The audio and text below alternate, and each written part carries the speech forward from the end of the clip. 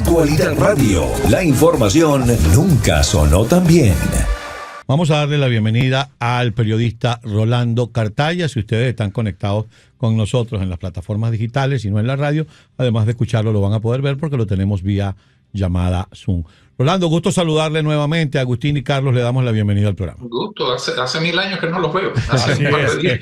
Ahora, desde la última vez que conversamos, hace 48 horas, la situación ha cambiado bastante notablemente. Cambiado, sí, porque por este desarrollo que hubo con la aprehensión de este señor, que no sabemos todavía el nombre, estamos esperando a ver si lo identifican, pero sí sabemos que es un agente de inteligencia y que donde mintió fue, o el fraude lo cometió, como decían ustedes, en la aplicación o en la entrevista para establecer su residencia legal permanente.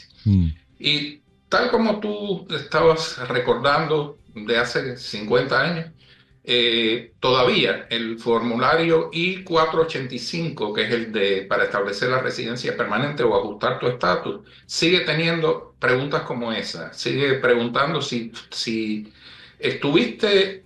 fuiste miembro del Partido Comunista o estuviste afiliado con él o con algún partido totalitario, no solo con el comunista. Si perteneciste a algún tipo de grupo militar, paramilitar, etcétera. Si tuviste entrenamiento militar, si en algún momento cometiste tortura o participaste en la muerte de alguien, o si lastimaste o heriste a alguna persona de manera intencional. Entonces, esa serie de preguntas que están entre los incisos, como creo del 32 al 52, algo así, en el formulario, la parte 9 del formulario, retratan a estos señores. No les dejan muchas opciones a estos señores, que además debieron haber llenado algo parecido en el formulario DS-260, que es una especie de cuéntame tu vida, que te hacen antes de emigrar. Pero después está y después está el N-400 de la ciudadanía. O sea, en algún momento, si por una casualidad te burlaste, todavía te pueden aprender. Y estaba viendo que la Embajada de Estados Unidos emitió una comunicación de que las personas que aspiren a emigrar tienen que pasar primero para chequear los documentos y tienen que llenar este formulario y contestar estas preguntas de seguridad, que hasta ahora parece ser que eso había bastante lasitud en eso, no había un rigor. Y bueno, la otra cosa es que al comenzar con este señor, yo me imagino que va a seguir toda una operación de captura de estas personas, que casualmente hoy llegamos en represorescubanos.com a los 150 de un universo total de 1.143 represores. Hay 150 que están en los Estados Unidos.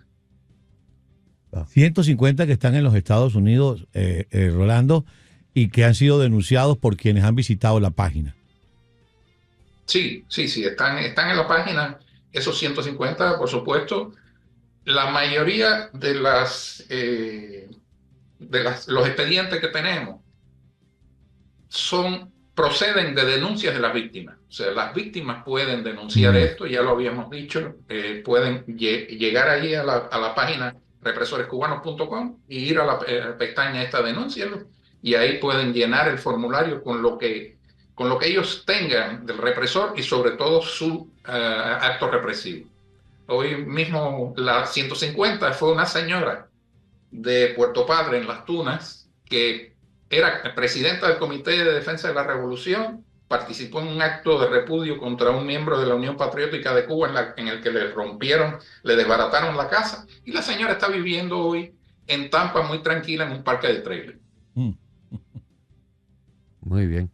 Ahora, fíjense, yo voy a dar una opinión absolutamente de mi pensamiento, que no necesariamente tiene que ser cierto, ¿no? Pero quiero que ustedes la escuchen y me digan qué opinan. Durante estas últimas 5 o 6 semanas, cada día que el Departamento de Seguridad Nacional ha arrestado a inmigrantes ilegales con algún tipo de delito, con alguna orden de deportación, miembros pandilleros de tal o más cual pandilla, siempre han dado los nombres y los apellidos de las personas.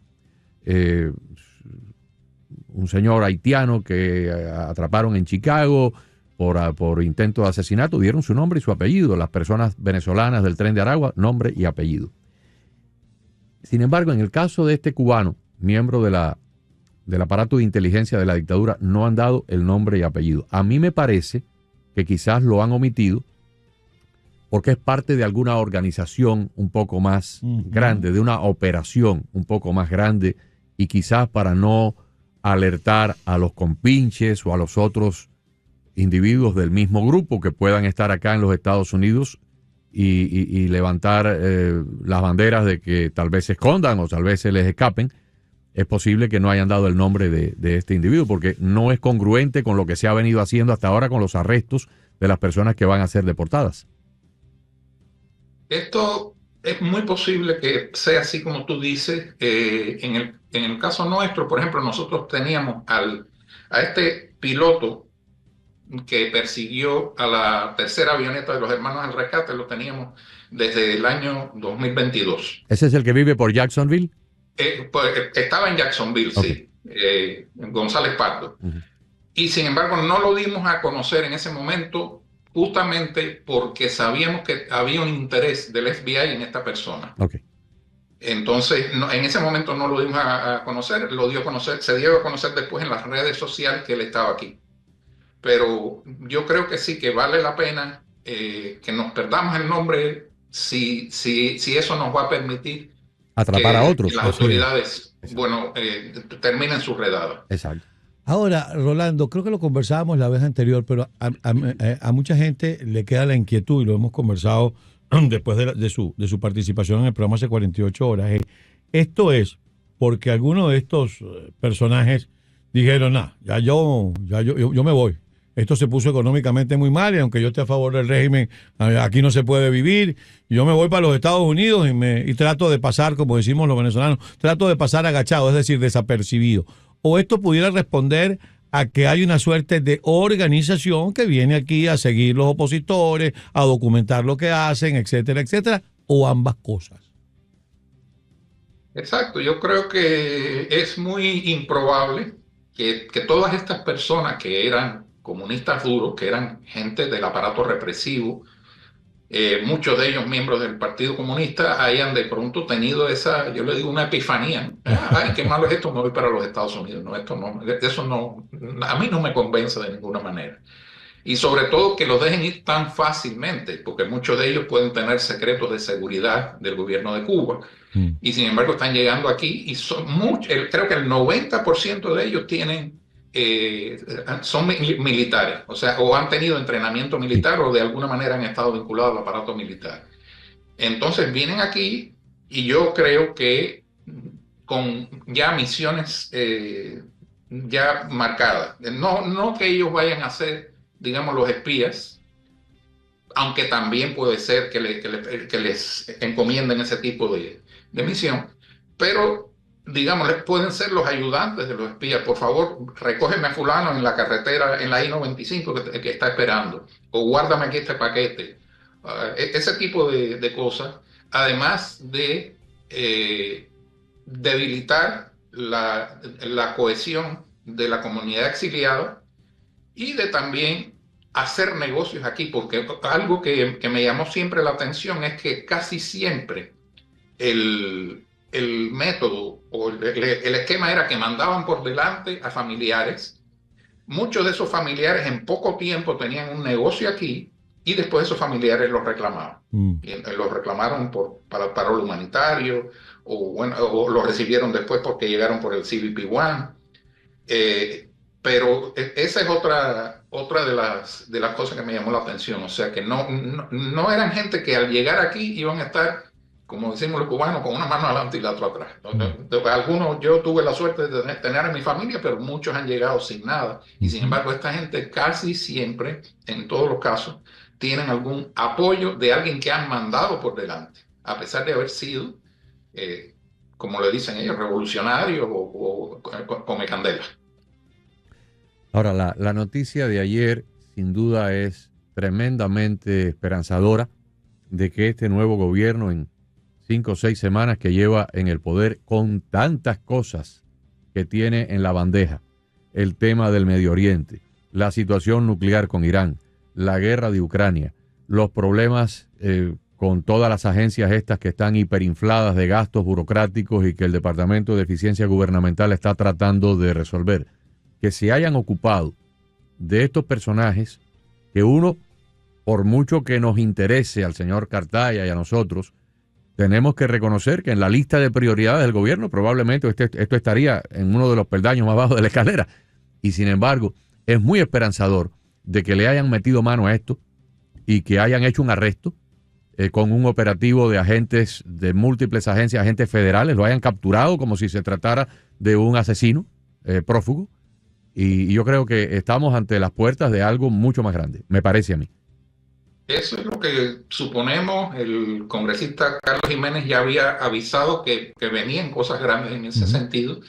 Ayer el colega Mario Pentón, también un funcionario, le dejó saber que sí, que este es solo el comienzo de lo que viene. O sea, no es solo, este no es un caso aislado, sino que esto ya parece que es un operativo de las autoridades para capturar a estos individuos que realmente nunca merecieron estar aquí en los Estados Unidos. Hay una suerte, ya usted nos decía, Rolando, que algunos entraron por paro humanitario, otros por el tema del CBP-1, pero hay una suerte de patrón común de herramienta migratoria que se usa para venir, ¿o son diversas? Hay diferentes formas en que han llegado. Tú sabes, llegaron a través de la frontera por mucho tiempo. Cuando había este caos en la frontera, que como decía Agustín, ha dejado entrar entre 10 y 15 millones de personas. El paro humanitario los ayudó mucho porque era sencillamente que alguien te patrocinara y te pusiera el dinero. No había mucho rigor, evidentemente, para entrar, y tampoco había mucho rigor con la gente de la aplicación CBP-1, que es para pedir asilo político. Sí. O sea, una vez que tenías tu cita, te dejaban pasar, y la próxima cita con inmigración podía tardar un año y medio, algo así. Mientras tanto, tú te pierdes aquí en los Estados Unidos, si no es que te quedas aquí, porque algunos se han quedado realmente. Hay que tener la cara dura para quedarte viviendo en medio de la comunidad exiliada. Otros se han ido a New Jersey, a Tampa, a otros lugares, pero no, hay muchos que han estado viviendo aquí entre nosotros. Entonces queda eso, y incluso pueden venir hasta por reunificación familiar, como vino Manuel Menéndez Castellano, que fue secretario del Partido Comunista en la provincia de Cienfuegos, y además fue de lo que le llamaban el grupo de apoyo al comandante en jefe, o sea, alguien que tuvo una relación directa con Fidel Castro. Aquí nos han infiltrado históricamente de una manera olímpica. Infiltraron a Radio y Televisión Martí. Yo dirigí una emisora de radio de la cual muchos empleados que fueron empleados míos en el año 94, 95, 98, terminaron trabajando en Radio y Televisión Martí.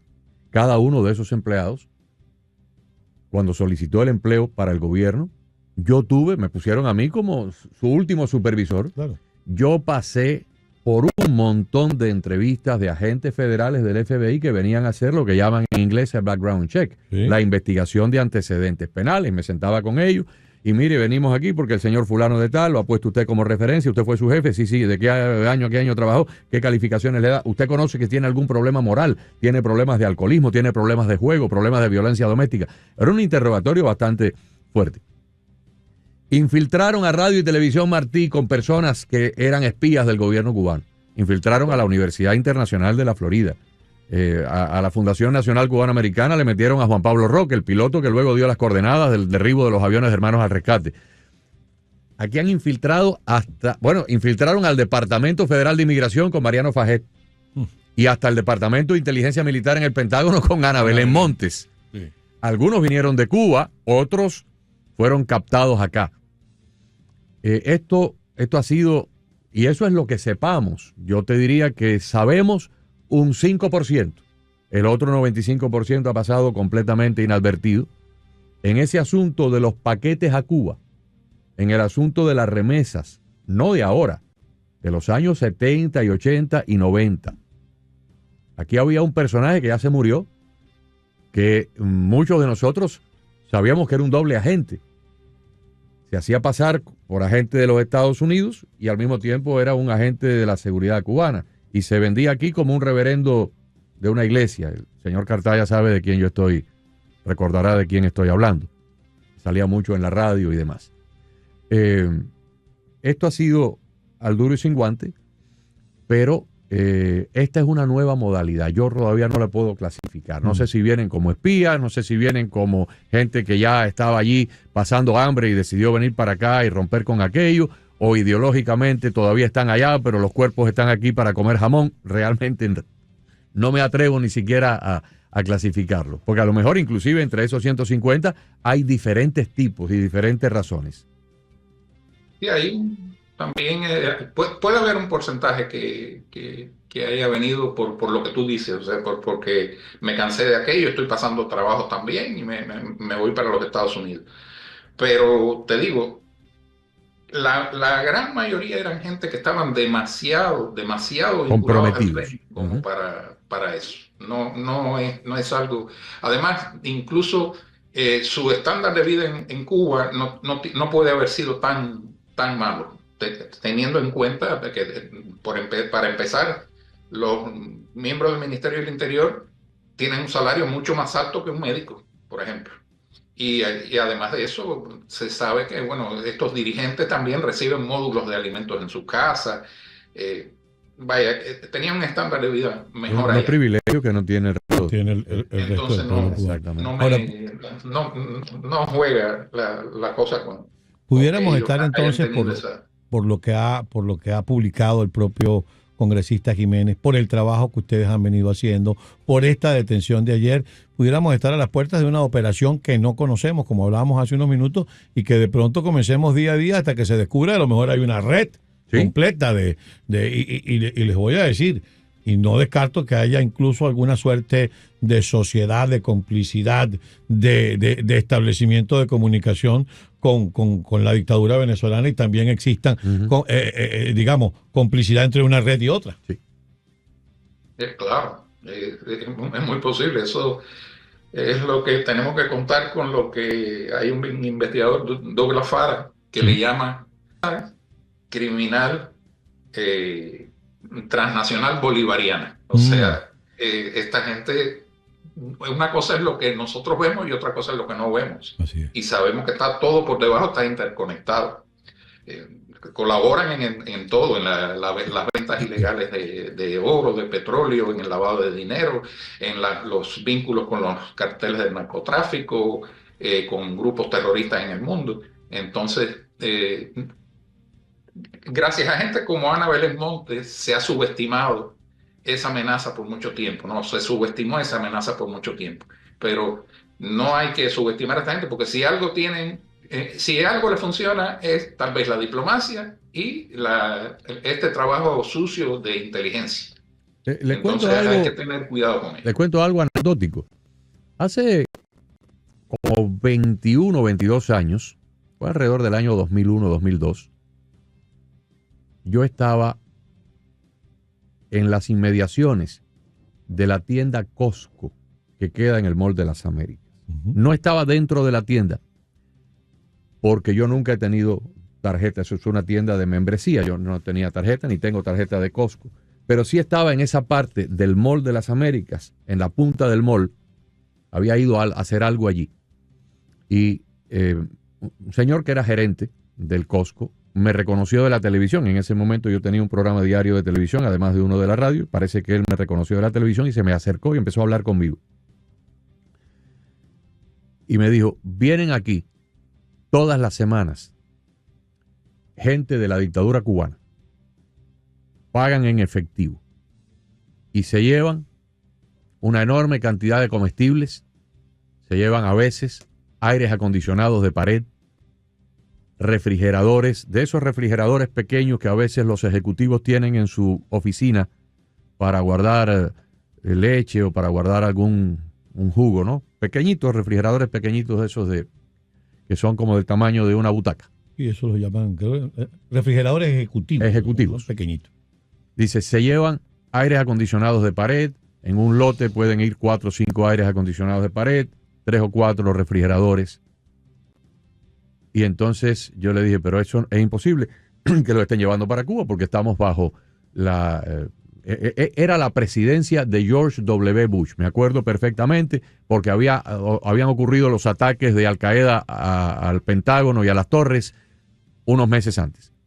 Digo, es imposible que esto lo estén llevando para Cuba por las leyes del embargo, más la situación que hay ahora de viaje con todo esto del terrorismo. Dice, lo sacan por las Bahamas. Y él sabía perfectamente, porque además tenían, cuando a una tienda como Costco le compran en gran volumen para el extranjero, el comprador no tiene que pagar el impuesto a las ventas.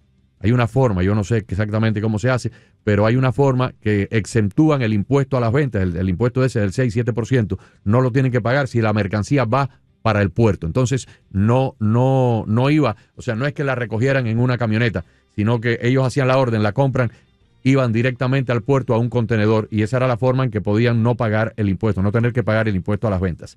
Y salía por las Bahamas, pero era para Cuba. Y evidentemente, si hacen eso, tiene que haber sido con gente que vivía permanentemente aquí, no eran cubanos que venían de La Habana a hacer las compras en Costco y luego regresaban al día siguiente a Cuba. No, eran personas de la dictadura cubana que vivían permanentemente aquí en Miami-Dade y hacían esta tramitación. Y lo pagaban en efectivo.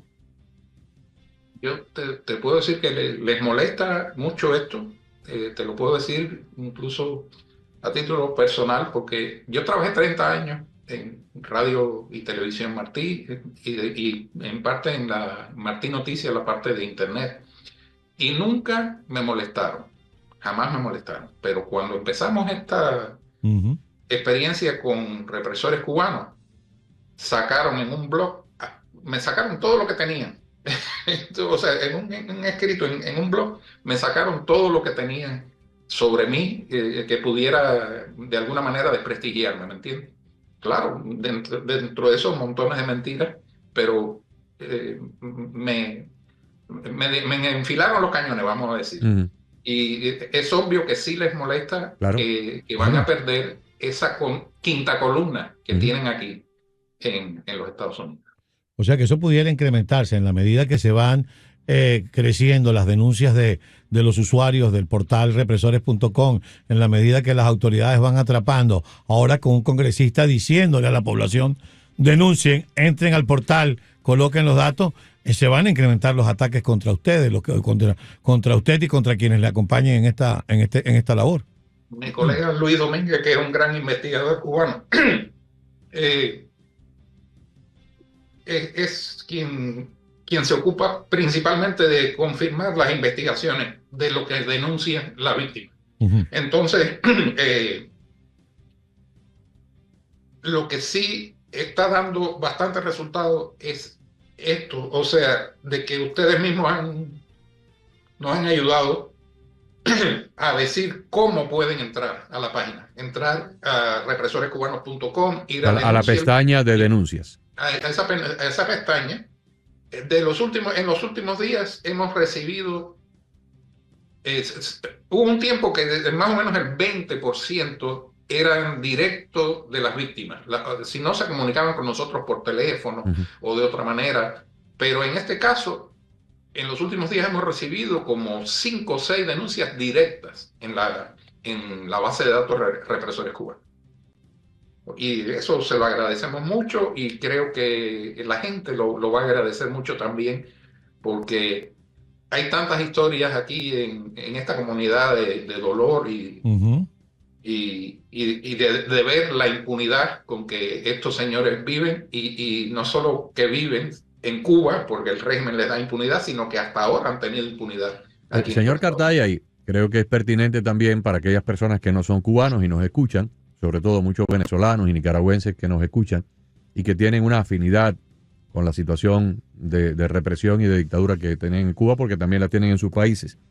Hacer notar que la dictadura cubana tenía, Carlos, infiltrados aquí a una serie de individuos.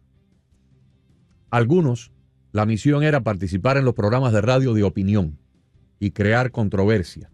Habían programas de esos años 70, de los años 80, por ejemplo, Emilio Milián, Tomás García Fusté, Armando Pérez Roura, tenían programas de opinión. Entonces salían estas personas que se hacían pasar por exiliados, pero creaban unas polémicas y unas cosas para desestabilizar la radio. Luego habían otros que eran operadores económicos. Eran los que se encargaban de todos los paquetes a Cuba, las remesas, $20 la libra por el paquete de almacén tal y el almacén más cual para llevar a Cuba. Y eso eran operativos de la dictadura cubana en sociedad con algunas personas que trabajaban en el exterior. Y luego habían asesinos sicarios que vivían aquí entre nosotros. Es que eso me asusta. Y voy a mencionar algunos nombres. Yo no sé si el señor Cartaya vivió en esa época por acá, pero por ejemplo, aquí se asesinó a un individuo llamado, de apellido de la Torriente, que era un activista cubano a favor de la libertad de Cuba, y lo asesinaron en su casa de Coral Gables. Le cayeron a tiros por la ventana. Él estaba sentado, creo que en el sofá, con su esposa viendo la televisión, y lo acribillaron a balazos desde la calle. Ese crimen quedó impune. A otro señor de apellido Masferrer, me parece que se llamaba Rolando, que tuvo una actividad muy prominente en la Cuba de los años 50 y que conocía personalmente a Fidel Castro. A ese lo asesinaron acá en Miami también, por el área, creo que de Coconut Grove. Había otro señor de apellido Don Esteves. A ese lo asesinaron en Miami Beach. Esos son los que me acuerdo. Estamos hablando de no menos entre 15 y 20 personas que en diferentes momentos, por algún tipo de liderazgo o por algún tipo de actividad contra la dictadura, fueron asesinados. Los más recientes fue una señora y su esposo que trabajó conmigo en los años 90 en la 1140. Ella era astróloga. Se llamaba Lilian Rosa Morat. Y ella tenía un programa de astrología en la emisora. Yo tenía un noticiero a media tarde y por la noche ella tenía un programa de astrología.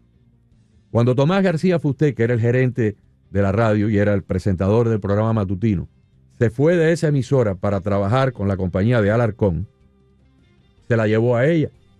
Y esa emisora estaba en Ponce de León y la 10, y la calle 10 del Southwest. Ahí estaba la emisora del señor Raúl Alarcón, la emisora, la frecuencia de AM, de noticias del señor Alarcón. Y ahí trabajaba Fusté por la mañana y por la noche, tarde, como a las 11 o a las 12 de la noche, la señora Morat tenía un programa de astrología que tomaba llamadas del público y demás. El esposo de la señora Morat había sido un diplomático cubano y se dice que le dieron un dinero en cash en Cuba, cuando él vivía en Cuba, para que fuera a comprar unos equipos de obras públicas, unos equipos de motoniveladoras, una cosa de esas, a Europa Oriental, y él se robó el dinero y nunca regresó a Cuba y se quedó con la maleta del dinero. Se dice que ese fue el motivo del crimen. Y luego apareció años después casado con esta muchacha que hacía su programa en esa emisora. Una noche, a las 12 de la noche, terminaba el programa de la muchacha y el esposo la vino a recoger en el carro, porque tenía un solo carro, en el parqueo de la radio, a las 2:15, 2:05, 2:10. Los cosieron a balazos a los dos. Y el crimen todavía está impune. Están entre nosotros y son peligrosos. Exactamente. Así es. Sería muy... Yo creo que lo bueno que tenemos es lo que mencionaban ustedes el otro día, o sea que el equipo del presidente Trump en este momento conoce bien Miami y creo que van a... Y por eso creo que han empezado además con esta campaña en medio de todas las ocupaciones que puedan tener.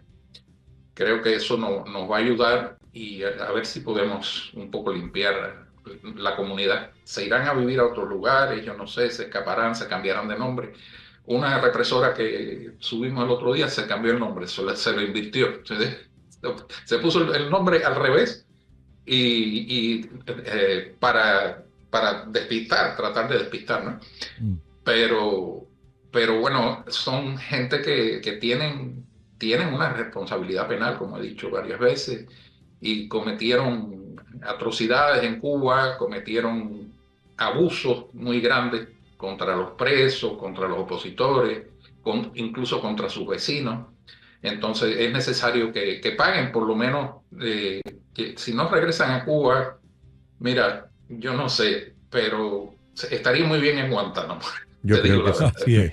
Muy bien. Señor Cartaya, muchísimas gracias. Rolando, por estar con nosotros. Siempre es un placer conversar con usted y vamos a seguir haciéndole seguimiento a esto y dándole la posibilidad a la gente. Recuerden, es represorescubanos.com.